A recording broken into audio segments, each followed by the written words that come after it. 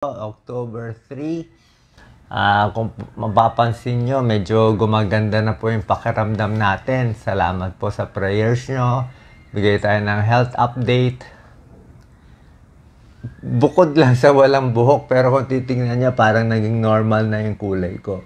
Kahapon galing lang ako sa check-up sa doktor ko dito, yung Singapore doctor, si Dr. Ang Peng Tiam. Nagulat siya na normal na yung test ko lahat eh. Yung kidneys ko, normal na. Liver ko, normal na. Wala nang paninila, wala na lahat. Wala na natitirang problema. Tapos sabi nga niya, maybe in 1 week, uulitin na yung PET scan, buong katawan para makita kung lumiit, gaano kaliit, o ano nangyari dun sa bukol para malaman natin. Pero kung makikita nyo, gumanda na yung kulay natin. Gumanda na yung kulay natin. May hingal pa rin tayo, syempre. Kasi nung una, nag-umpisa naman tayo ng manas na manas eh. Diba? Pero ngayon, I'm feeling better. Kagabi, nakatulog ako for the first time, mga 8 hours of sleep. So, yun na pinakamaganda. Tsaka ngayon, kaya ko na kumain ng marami. Kaya ko na kumain ng ampalaya, kangkong, pero kailangan ko karne. Ang turo pala, pag cancer patients pala, hindi nyo dapat dinadiet. Mali palang gawa natin. Pag may cancer na, bigay mo na lahat ng taba na gusto niya. Taba, baboy, lechon, kahit ano, basta kumain lang siya ng kumain. Kasi may kalaban na siyang bukol eh. May cancer na siyang kalaban eh. So, dapat po ganoon. So, basically, salamat po. Salamat sa mga prayers nyo. Mukhang very, very effective. Tingnan natin kung magtutuloy. So, yan ang unang miracle na hihingi natin na sana hindi lang naman ako ang gagaling. Gusto ko lahat tayo sabay-sabay. Maraming may cancer sa atin, di ba? Maraming may cancer, baka hindi nila alam. Maraming meron mga malulubhang sakit, di ba? So, yun po ang unang reason. Mukhang gumaganda pakiramdam. Ano? Parang normal na, hindi nyo nahalata eh.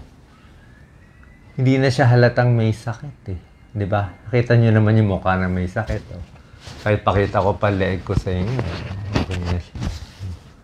Hindi na halata. Wala nang galit eh. Ano? Nakita mo naman nung una hanggang ulo yung humihilab sa akin eh. Tsaka dati, hindi ka talaga makakain. Ngayon, malakas na. So, iba talaga, mukhang miracle. Kasi, sobra hirap daw kalaban tong sarcoma. Sarcoma daw, mahirap talaga. So, that's one. And second, baka magulat kayo, in-inform ko naman kayo. Magpa-file po kami ni Doc Lisa for Senator May 2025. Para paggaling natin, ang tapos ng treatment ko kasi November eh. So, by December, dapat nasa Pilipinas na ako. By December, first week, second week, bago mag-Christmas, sa Pilipinas na tayo. Tuloy-tuloy na tayo sa Pilipinas. So, by that time, matagal pa naman yung campaign period eh. Matagal pa naman eh, diba? So, by that time, hopefully, malakas na tayo at makakatulong na tayo sa tao. Diba? Bakit pa? Ayan, tinatanong, Doc, may sakit ka na nga ng cancer. Bakit ka pa kailangan tumakbo at tumulong sa tao na yan ang gusto mo? Hindi ba pwedeng mag-abroad ka na lang? Number one, magsaya-saya ka na lang. Sasabihin nila, pag ako may cancer, mag-abroad na lang ako. O mag-e-enjoy na lang ako ng buhay. Sasamahan ko na lang yung asawa, anak ko. Pwede naman yun. Kung yun po ang gusto ninyo. Okay? Para sa inyo, kung yun ang gusto nyo, ganun na lang, enjoy na lang. Tama naman yun. Wala naman nagpipigil sa inyo eh. Diba? Kaya huwag nyo ako pipigilin. Huwag nyo ako pipigilin. Iba kasi ang gusto ko. Kung maiksi, mahaba, kung bibigyan ako ng Diyos ng 1 buwan, 1 taon, malay mo 10 taon, malay mo bigyan pa ako ni God ng 20 years. Diba? Baka pag naayos to. Actually, ang dami naayos sa akin, ha. Kahit yung mga ibang sakit ko, yung mga varicose ko, nawala eh.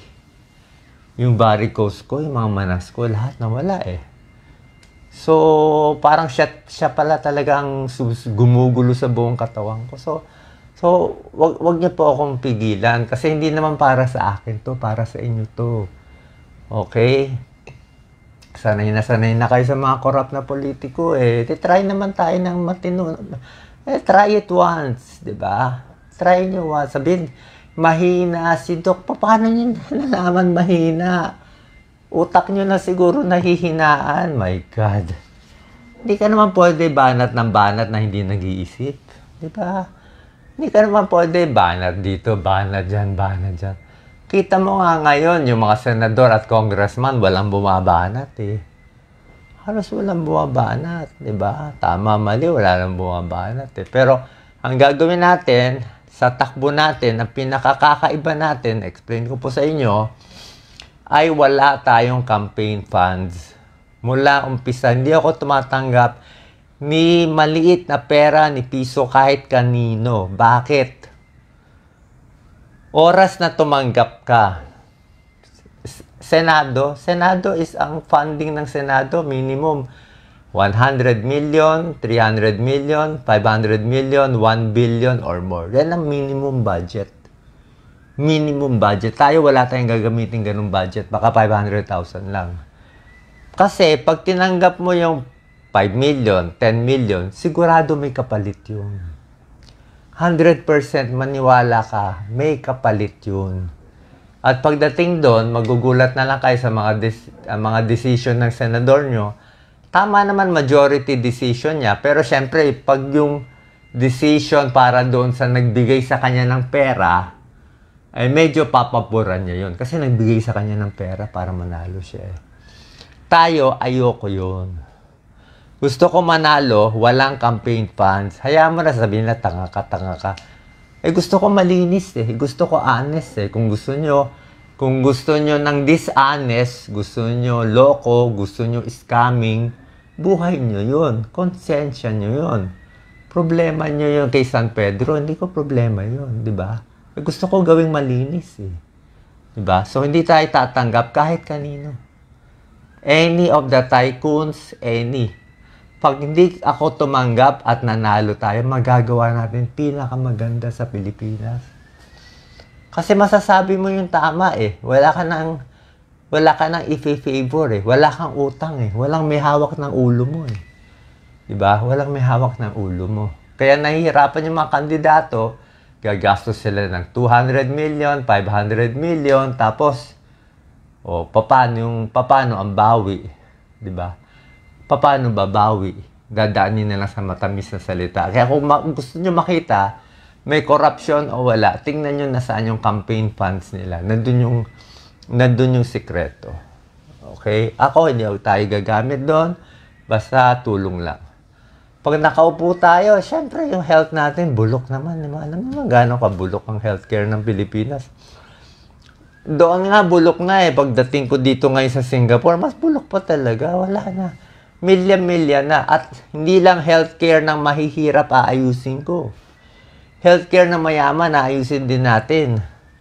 Kahit ikaw ay mayaman na mayaman, basta sa Pilipinas ka, late na late pa rin tayo. Kulang tayo sa equipment, sa gamit, sa gamot.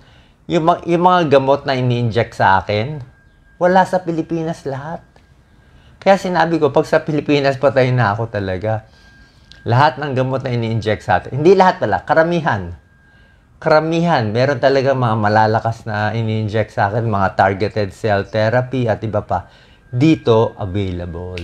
Sa atin, di available. So, yun lang po yung dahilan. Diba? Sasabihin,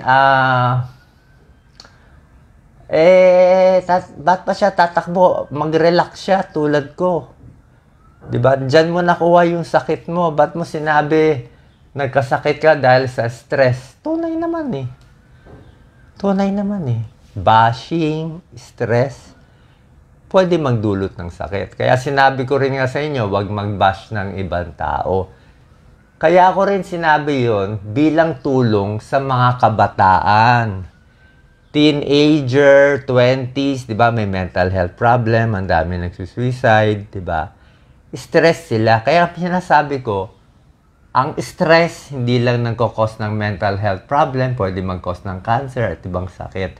Para matulungan sila, ma-highlight nga yung issue ng bashing in social media at nasasaktan yung kabataan natin.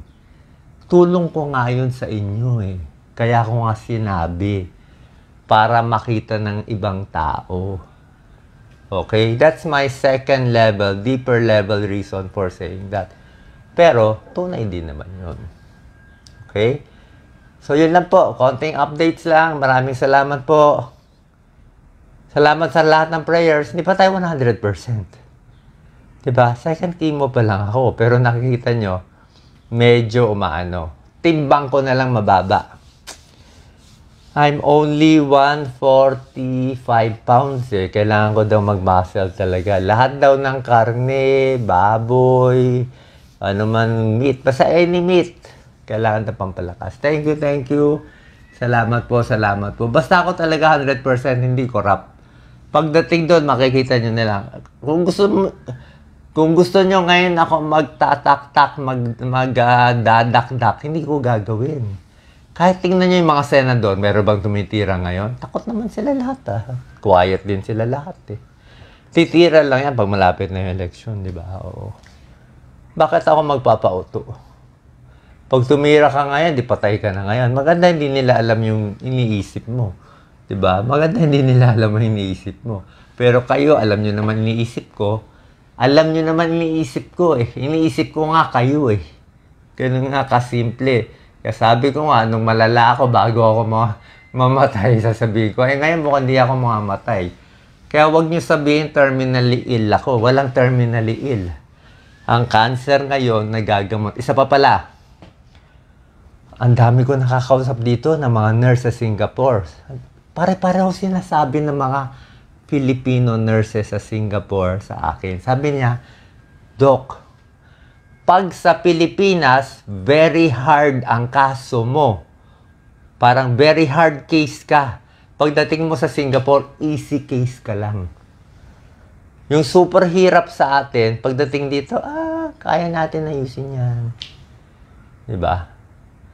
So, ibig sabihin, ganun sila ka high-end. Pag sa atin, give up na, wala namang gawa. Dito, kaya paggawa ng paraan. Oh, I'm not bashing anyone kasi yun talaga reality eh. We have to accept. Dapat tanggapin natin, may problema sa health system natin, may problema na yung nurses natin, 2 taon lang nananatili sa Pilipinas, walang sweldo, walang gamit. Alam niyo naman ang source niyan eh. Siyempre, ninako na ng politiko, 30-40%. Yun na naman, it's still corruption on and off. Kasi you keep on voting corrupt politician. Paano gagawin natin? Di ba? Ako na nga, nagpapakamatay na nga para sa inyo. Ayaw nyo pa rin. Di wala akong magagawa. Kung ayaw nyo, di-relax lang ulit ako. Di ba? Not my choice. It's your choice. Salamat po. God bless po. Ingat po palagi. Sana laging malakas. Okay? May good days, may bad days. Pero parami ng parami dapat ang good days natin. Salamat po.